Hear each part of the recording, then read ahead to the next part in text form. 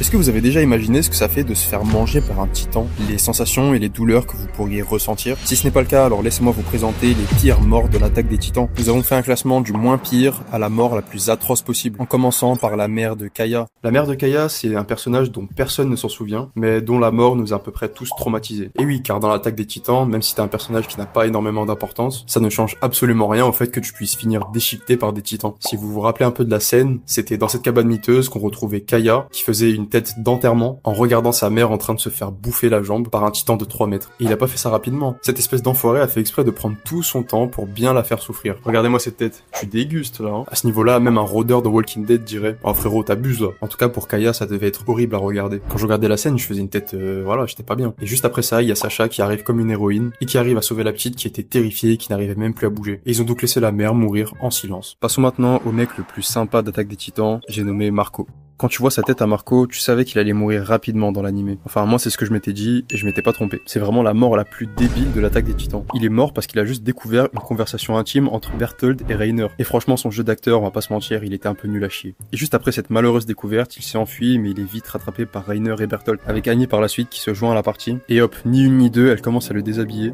Elle commence à le désarmer et à enlever son équipement tridimensionnel pour qu'il ne puisse plus bouger. Et pourquoi ils ont fait ça? Tout simplement pour le laisser à la merci d'un titan qui est arrivé sur eux. Putain, ces trois-là, c'est vraiment des enfoirés. Et le pire dans l'histoire, c'est Reiner, qui a insisté auprès d'Annie pour enlever le plus vite possible son équipement tridimensionnel, parce que c'est entre guillemets un bon guerrier. Mais quand il regarde Marco se faire bouffer, il commence à chialer et pose la question de pourquoi on a fait ça? Je suis désolé, mais ce mec, c'est le roi des connards. Et voilà, du coup, Marco, il est mort dans d'atroces souffrances, bouffé par un titan. Après, il a abusé un peu avant de mourir. Il aurait pu essayer de s'enfuir quand le titan il arrivait. Au lieu de ça, il a préféré rester là et pleurer. On peut encore en discuter.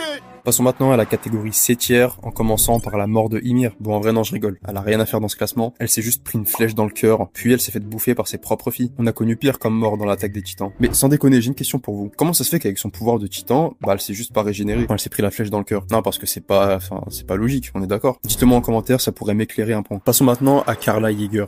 Autrement dit, la maman d'Eren, son sort à elle, tout le monde s'en souvient. C'est littéralement la scène qui nous a tous traumatisés dès le premier épisode. Ça, c'est pour bien nous mettre dans le bain. Il est comme ça, Isayama. Il rentre directement dans le vif du sujet et ne perd pas de temps. Rappelons vite fait le contexte. Quand le titan colossal, alias Berthold, défonce le mur Maria comme s'il tirait au penalty, des débris se retrouvent directement sur la maison d'Eren, alors que Carla était encore dedans. Eren et Mikasa débarquent, paniqués, ils sont prêts à la sortir de là. Et alors là, devinez ce qu'elle dit, une phrase mais vraiment classique de chez classique dans les films. Je vais ralentir tout le monde. Partez sans moi. Bravo l'originalité. Et après il y a Hannes qui arrive en mode super-héros, il lâche un beau discours en pensant qu'il va tous les sauver, mais juste après quand elle se retrouve devant ça, il perd ses couilles immédiatement. Et du coup il s'enfuit avec Eren et Mikasa. C'est vraiment un clown ce mec. Après bon, on peut pas trop lui en vouloir, il n'a jamais vraiment été formé à se battre contre les titans. Et du coup la mère d'Eren se fait bouffer par ce titan qui est aussi l'ex-femme du père d'Eren. En fait elle était juste jalouse. C'est pour ça qu'elle a pris le temps de bien savourer la mère d'Eren, jusqu'à ce que le sang gicle à plus de 500 mètres. On n'aura même pas eu le temps de connaître un petit peu mieux la mère d'Eren. Passons à Porco. Ce mec, je l'aime pas. Enfin sérieux, dites-moi dans les commentaires si quelqu'un l'aimait vraiment. Bon, j'exagère, mais en soi, c'est pas le meilleur perso de la série. Rappelons rapidement le contexte. On est peu de temps avant le grand terrassement. Sieg crie. Falco, qui avait malheureusement bu de ce délicieux vin, se transforme en titan, qui s'attaque directement au titan cuirassé, alias Reiner, mais qui d'un coup voit au-delà de la fumée une proie. Et cette proie, c'était un jeune Porco détenteur du titan mâchoire, complètement épuisé de son affrontement juste avant contre Eren. Et donc je pense que vous avez deviné ce qui allait se passer. Falco, avec son cou qui est bien long, se précipite vers Porco comme si c'était le jour du Black Friday, pour au final l'attraper et le manger tout cru. Et ça, pas directement, hein. Il prend bien son temps de le couper en deux pour encore plus de douleur. Sur une échelle de 1 à 10 niveau souffrance, je pense qu'on est sur du 13 là. Après ça va, sa mort elle est quand même stylée, il fait un petit sourire à la fin, petit discours à Reiner, même dans ses derniers instants, il reste classe, pas comme certains. Passons maintenant à la mort de Lara Tayber. Lara Tayber, mais c'est qui ça? Si vous ne vous rappelez pas, c'est normal, on l'a vu seulement que 2 épisodes. C'était l'arme secrète de la famille Tayber qui était chez les Mar. Autrement dit, c'était la détentrice du titan marteau d'armes. Dans la saison 4, elle se bat contre Eren, et malheureusement, Eren finit par trouver sa faille. Lorsqu'elle se transforme, elle se cristallise et elle est reliée au titan marteau par un cordon de chair. Et donc Eren l'a juste déconnecté, a pris le titan mâchoire, il a commencé à serrer fort pour briser le cristal qui recouvrait Lara Tayber. Et spoiler, il a réussi. Mais honnêtement, sa mort fait vraiment flipper. Genre, imaginez-vous dans une glace, vous ne pouvez pas bouger, vous êtes pris par un titan assaillant de 15 mètres de haut qui ressemble à ça et qui a trouvé une solution pour briser lentement votre glace. Mais si elle se brise, vous finissez en 1000 morceaux, directement dans la gueule de ce titan. Et finir en 1000 morceaux, c'est pas une sensation qui doit être très agréable. Pas du tout même. Passons maintenant à la catégorie juste au-dessus, en commençant par Anti-Zoé. Anti-Zoé, la meilleure amie des titans. Bon, elle, ça va. Elle a tenu quand même assez longtemps. Elle est morte vers la fin de l'animé, pendant le grand terrassement, en essayant d'arrêter Eren. Toute la bande devait faire redémarrer le dirigeable, mais le problème, c'est que les titans colossales arrivaient pour tout détruire. Et donc, il fallait gagner du temps, et Hansi se porte volontaire. Autant vous dire que sa mort a été très stylée. Et le pire, c'est qu'elle a kiffé ses derniers instants. Voir plein de titans géants à côté d'elle, c'était un pur bonheur. Mais ça ne l'a pas empêché de les buter pour essayer de gagner du temps. Et je dois dire que ça a bien marché. Elle a réussi à tuer quelques titans,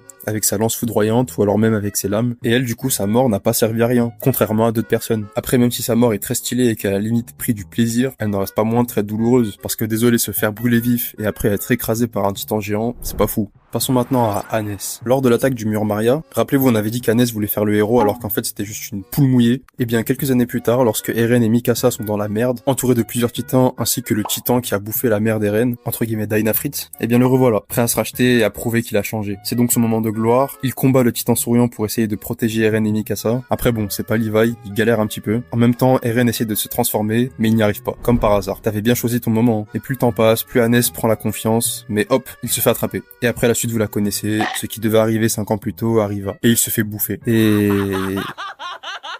chef, tu t'es trompé d'émotion, là.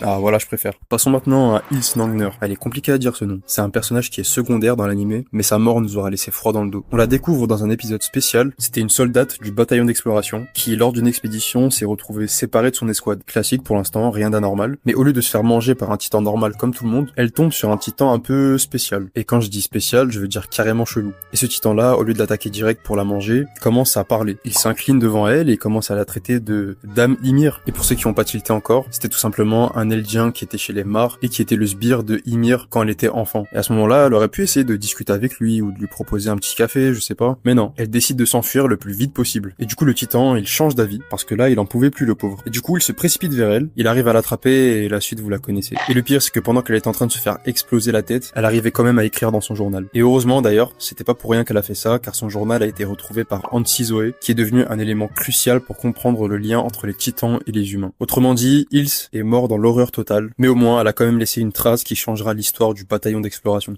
Passons maintenant à Ramsey. Ramsey, et je parle pas de celui-là, c'est un pauvre enfant innocent qui volait les Mar avec son frère pour essayer de survivre. Lors d'un flashback où on voit Eren et ses amis en reconnaissance chez les Mar, on voit qu'il rencontre Ramsey. Je vais pas raconter toute l'histoire, mais en gros, Eren se retrouve face à Ramsey, en train de chialer et qui demande pardon. Et Ramsey, il est en mode, mais il est con ce mec quoi, pourquoi il chiale devant moi? Enfin bref, le temps passe et il voit des titans colossaux qui arrivent sur lui. Et là, il se dit, ah putain, mais j'aurais dû faire le lien. Malheureusement, ils partent trop tard, et lui et son frère se prennent des débris en plein la face, mais la scène est vraiment troublante et terrifiante à la fois. L'animation en combat de Mappa était vraiment à chier, mais je dois dire que pour les expressions du visage, ils ont été très très forts. On a vraiment ressenti la terreur à travers lui, et c'était vraiment une scène très très forte. Et bien évidemment, sa mort était terrible, écrasée par un titan géant, et ça mérite largement le titre de l'une des pires morts de l'attaque des titans. Passons maintenant à du très très lourd, dans la catégorie A-tier, en commençant par Bertolt Hoover. Lui, depuis le début de l'animé, on pensait tous que c'était le petit toutou de Reiner. Il arrêtait pas de lui tenir la poche comme avec T-Bag dans Prison Break. Passons maintenant au vif du sujet. À la fin de la saison 3, Bertolt, Reiner et Sieg se sont battus contre le bataillon d'exploration à Shiganshina. Ils ont perdu et maintenant Levi doit faire le choix de sauver une personne entre le Major Erwin et Armin. Il a choisi Armin, il le transforme donc en titan et c'est là que notre fameux Bertolt se réveille. Et qu'est-ce qu'il voit à son réveil? La grosse tête d'Armin en titan qui se dirige vers lui pour le manger. Bertolt avait les membres coupés, il ne pouvait donc pas bouger, il ne pouvait qu'attendre sa mort lentement. Et lui par contre il est pas mort avec classe, il a commencé à chialer comme un enfant. Il était en panique, mais bon c'est normal. Et Armin il a vraiment pas fait ça bien. Il a vraiment mis la tête de Bertolt entre ses dents et l'a explosé. Et ça c'est super douloureux. Mettez-vous à sa place et imaginez si c'était vous. Se faire écraser la tête lentement comme ça par un titan. Non vraiment sa mort elle est horrible. Passons maintenant à Faye Yeager. Faye, c'est la petite sœur de Grisha Yeager. C'est donc la tante d'Eren. Et autant te dire que son rôle dans l'histoire est aussi bref que tragique. Retournons dans le passé, à une époque où les Mar traitaient les Eldiens comme des sous-merdes. Grisha et Faye, deux enfants innocents, décident un jour de braver l'interdit et de sortir de leur zone qui était assignée. Bon déjà, c'est pas une très bonne idée. Après bon, c'était des enfants, on peut pas leur en vouloir. Et évidemment, les deux se sont fait choper par des soldats Mar qui ont décidé de leur donner, entre guillemets, une bonne leçon. Grisha se fait exploser la tête sur place et donc il s'en sort juste avec des blessures. Mais sa sœur, eh bien, enfin elle disparaît. On s'est dit peut-être qu'il l'a juste ramenée chez elle ou quelque chose du genre. Eh bien non, cette espèce d'enfoiré que vous voyez actuellement l'a littéralement donné à bouffer pour ses chiens de garde. Je pense que quand on a vu cette scène, on avait tous la haine au fond de nous. Et tout ça pourquoi? Tout ça parce que ce mec a voulu donner le bon exemple à ses enfants. C'est pas bon de souhaiter la mort de quelqu'un, mais quand on l'a vu mourir, je pense qu'on était tous très contents. Et cette mort est la mort la plus injuste de l'animé. Une pauvre enfant qui n'avait rien demandé, qui voulait juste se balader avec son frère et qui est morte malheureusement dans d'atroces souffrances. Je sais pas comment les parents ont fait pour rester calmes à cette situation, parce que je pense que la plupart des parents seraient tous devenus fous.